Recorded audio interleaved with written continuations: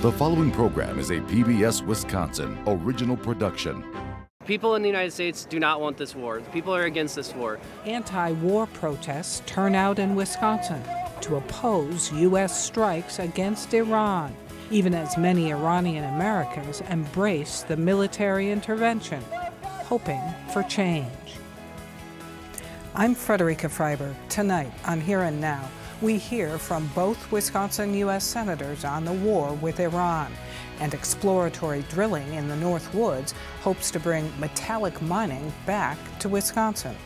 It's Here and Now for March 6. Funding for Here and Now is provided by the Focus Fund for Journalism and Friends of PBS Wisconsin.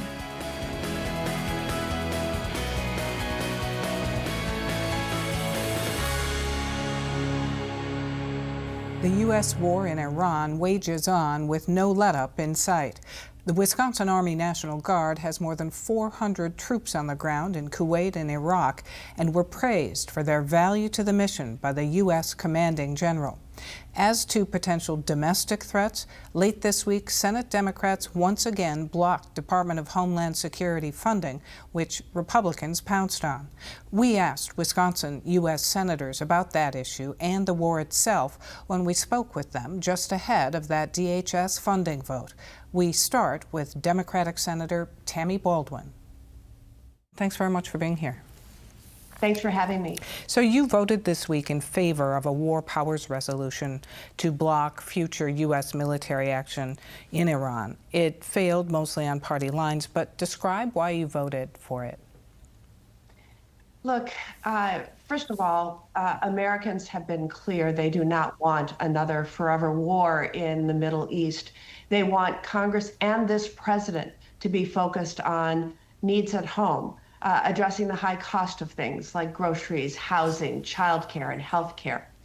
And this president, in fact, promised that he would bring foreign wars to an end, not start them. Let me be very clear. This is a war of choice. The U.S. and U.S. interests were not under attack, nor were we under imminent threat of attack. And because of that, this is a war of choice. And the president needed to go to Congress to get authorization. It is an illegal war because of his failure to do that. I voted to bring this to an end, and would note, though, that it is the proponents of this war who bear the burden of getting congressional authorization for it, and they have failed to do that. The Constitution makes it the responsibility of Congress, who represent the people, to declare war, and that has not happened. And instead, we are spending billions of dollars each day in this war, and we're losing the lives of our troops, including 6 who have lost their lives in this conflict so far. You say that Iran poses a real threat. Then why not take decisive action to thwart them? I took decisive action in 2015 when I voted for the Iran nuclear deal. I believe that this dangerous and murderous regime should never have a nuclear weapon. And that 2015 Iran nuclear deal reined in their nuclear program. Diplomacy is the way to address this. Sadly, when President Trump took office in his first term, he ripped up the Iran nuclear deal and let that program continue unfettered by intrusive international inspection. That was a very bad mistake on President Trump's part, and has led to Iran continuing with its nuclear program, its ballistic missile program. So that's the way we rein them in, is through diplomacy, hard diplomacy, but through diplomacy, not war. Does it matter that the administration's justification for the strikes was changing in the early days? It matters significantly that from almost hour to hour, there was a new reason why the Trump administration said it was contemplating military action and then engaging in it. So a few weeks ago, reacting to the uprising within Iran against the regime and their economic situation, President Trump said, we're contemplating military action to support those protesters. A few weeks later, he was talking about the nuclear program. Then he was talking about the ballistic missile program. Then he was talking about regime change. What is crystal clear is that this is a war of choice and that this administration has articulated no specific reason or strategy or exit strategy, which is something that we need to hear from this administration. What are your utmost concerns about this war? Look, I think that this is something that could become a regional war. It already is, let's be clear. In response to our attacks along with the Israeli strikes, Iran has sent drones and ballistic missiles to countries all across the region. This is exactly what this president promised to get us out of, not get us into. And I'm very worried about the loss of life, both civilian, allied troops, as well as our troops, and the exorbitant expense that this will cost to have such a military operation continue on, maybe for weeks, maybe for months. I'm very, very worried about it. And it also means that this president's attention is once again somewhere else, Venezuela, boats in the Pacific and Caribbean, now Iran. His focus is not on the concerns of Wisconsinites, everyday concerns like the high cost of things and barely being able to get by. What is your message to men and women from Wisconsin National Guard now serving as part of this war mission? My message to those serving in theater, but also those serving their country, is thank you for your service. And we will do our best to make sure that service is, and make sure that the war that is ongoing becomes something that is the subject of congressional debate, so that the people of this nation, your parents, your families, have a say in whether we continue this or not. In June, when the U.S. launched strikes against Iran, there was a public-facing heightened threat alert for inside the U.S. Now I see that the National Terrorism Advisory System says due to the lapse in federal funding, its website will not be actively managed. What is your response to that?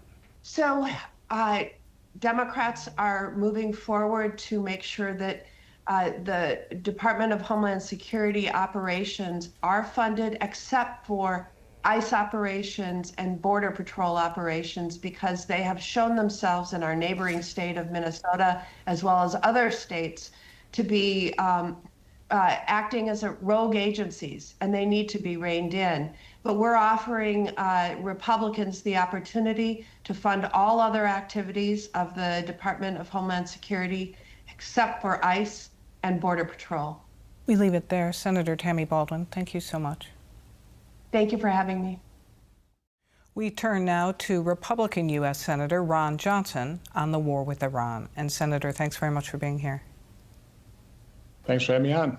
So you voted this week against a war powers resolution to block future U.S. military action in Iran. It failed mostly on party lines, but describe why you voted against it.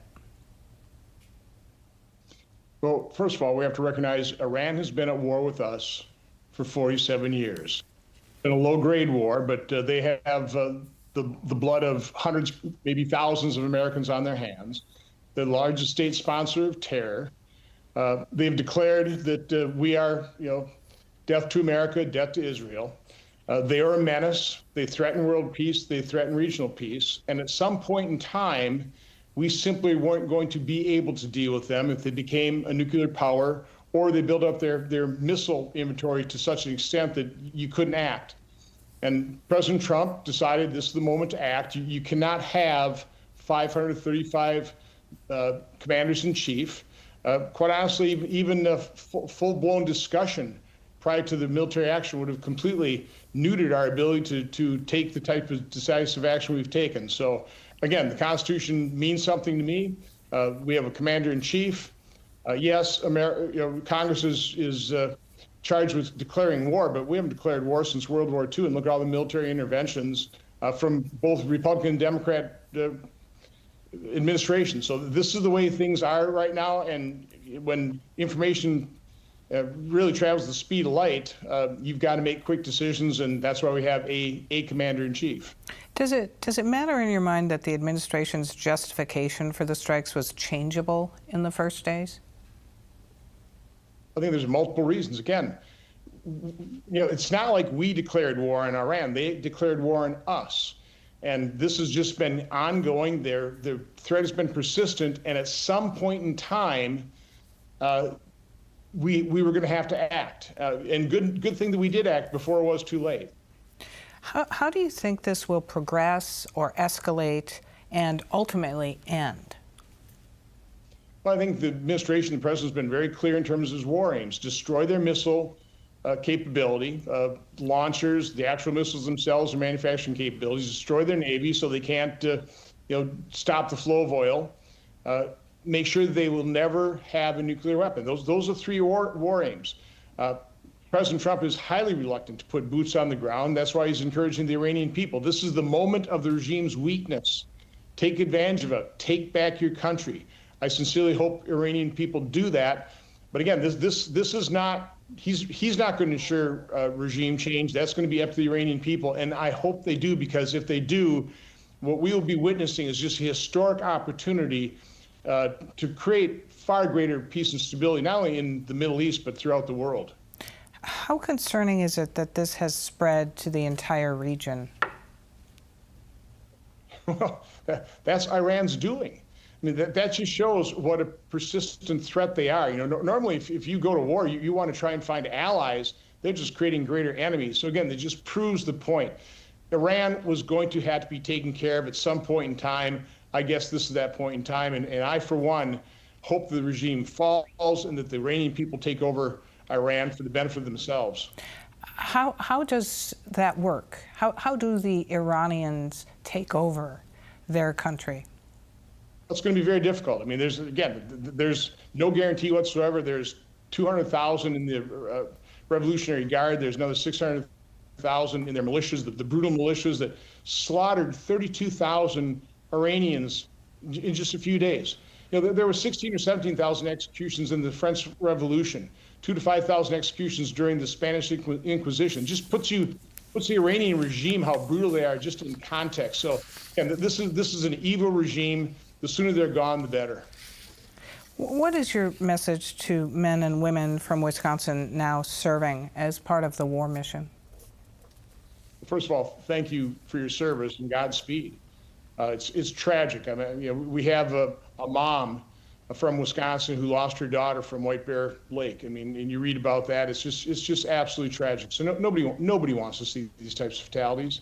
But unfortunately, that's what happens when you have an evil regime like Iran that threatens everybody that has to be taken care of.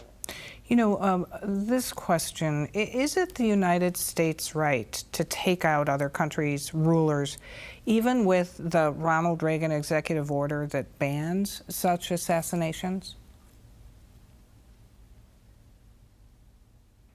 I don't know how many times I have to point this out. We didn't start this. If all Iran would have had to do is agree not to obtain a nuclear weapon, stop enriching uranium. If they want nuclear power, buy the power rods. That's all they had to do. There wouldn't have been sanctions, there wouldn't be bombs dropping, but they refused to do that, take that one simple step. And the fact that they didn't do that, as I said, speaks volumes and just shows what a menace they were. So we had to take them out. And again, I do not mourn the loss of Khamenei and the people underneath him. What about the way people on the other side of the aisle are talking about how it should have been diplomacy that solved this? We've been We've been trying diplomacy for 47 years with Iran. Obviously, it was never going to work. We could not allow them, and even the folks on the other side of the aisle will say, we can't allow them to become a nuclear power. Well, what were we going to ever do to stop them? Eventually, they're going to become a nuclear power. Then they would have been untouchable. President Trump's prevented them from ever reaching that stage.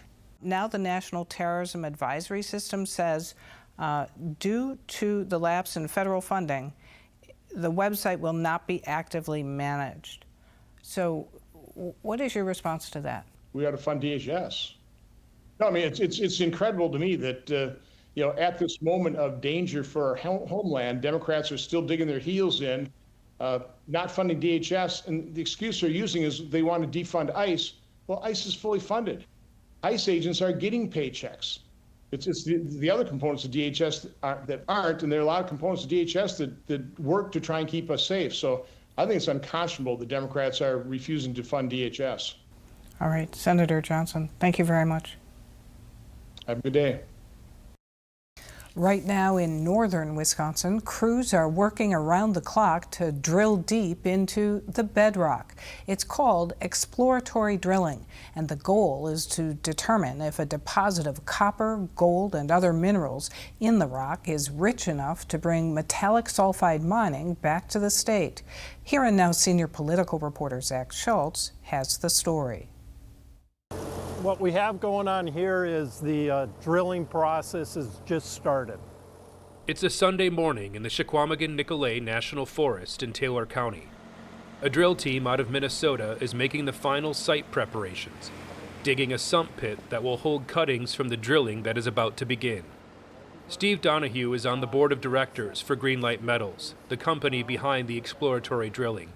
And so the drill crew is getting ready to start coring the bedrock, okay? And that's a hollow barrel with a diamond impregnated tip on it, and it just cuts out a cylinder of the rock going down. The drill team will cut 10 feet of bedrock, use this tip called a water swivel to pull up the core, and repeat.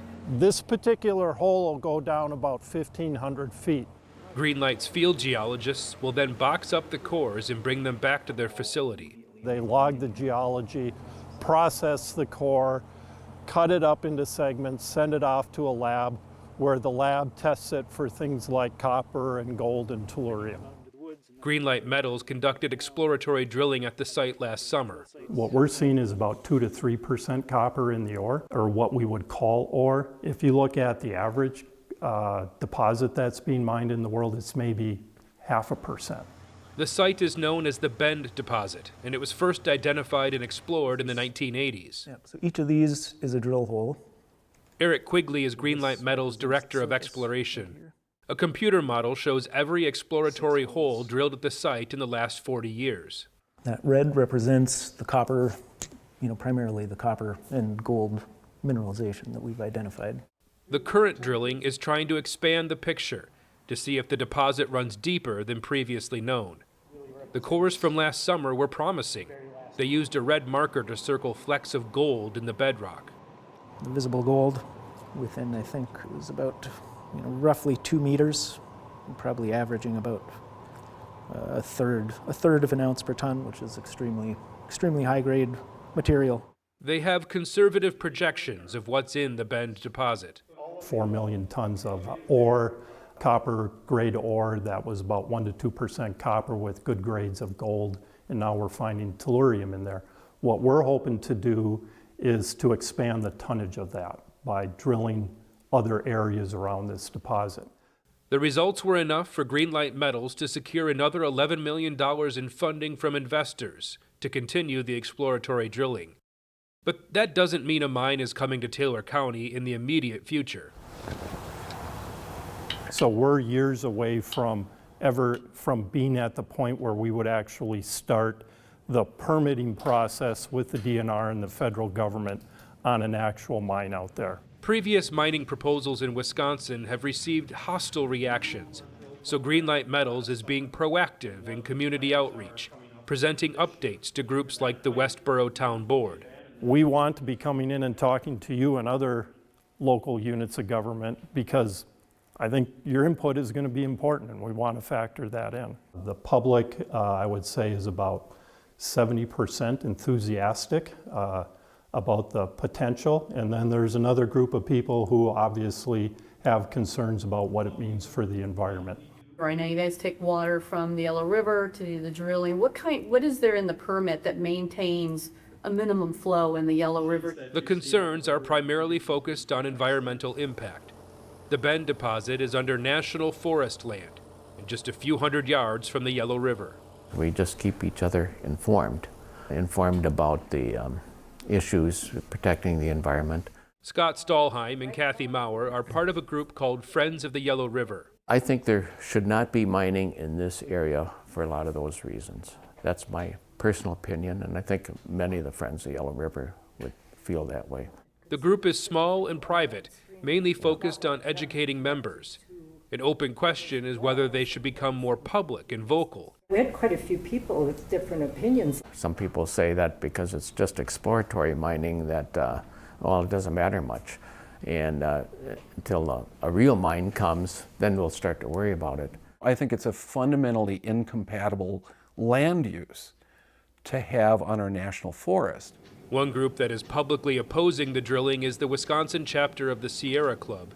Dave Bluen is the state mining committee chair. The environment here is especially water rich, and that makes it, really almost incompatible with, modern mining, especially metallic sulfide mining.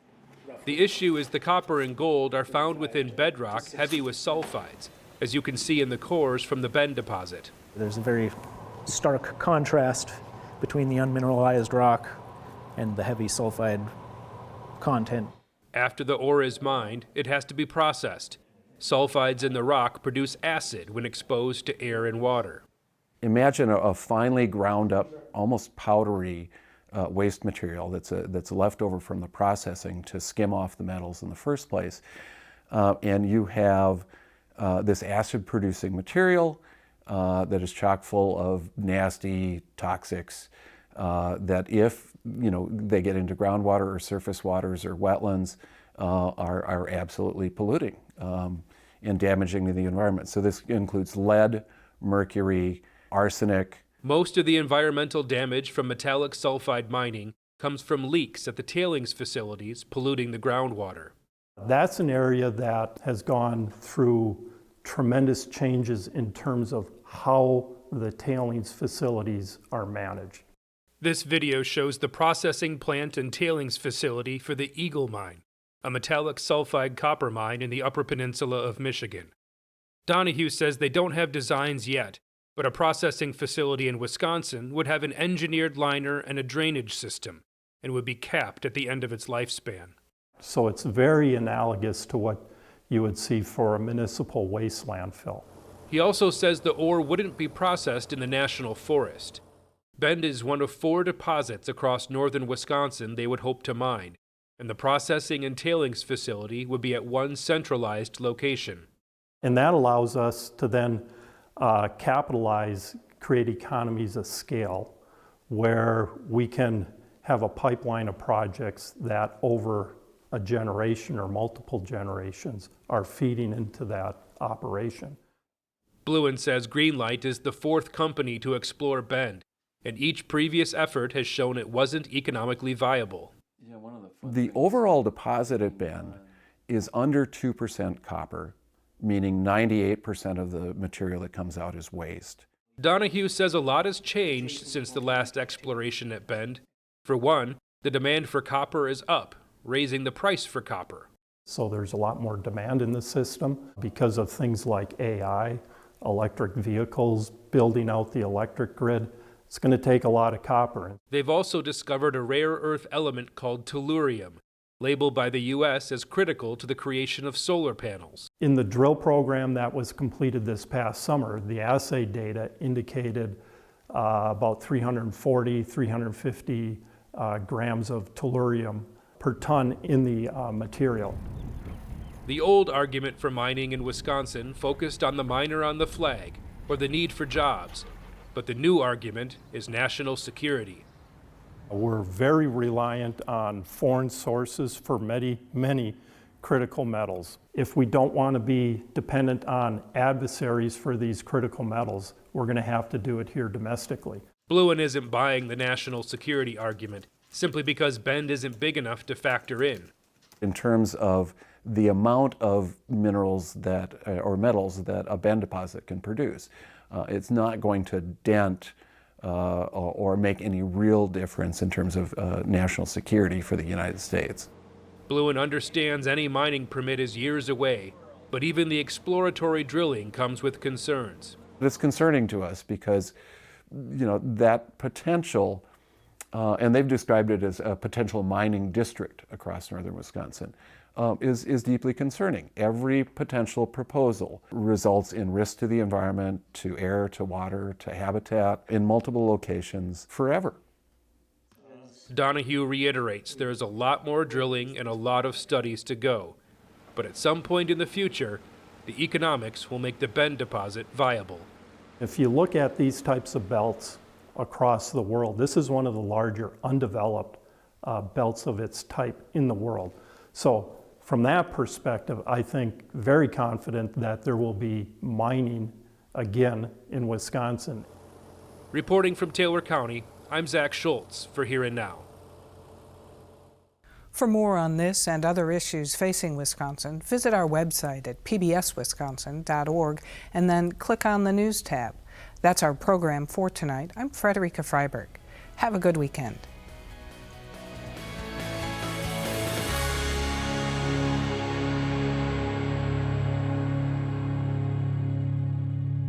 Funding for Here and Now is provided by the Focus Fund for Journalism and Friends of PBS Wisconsin.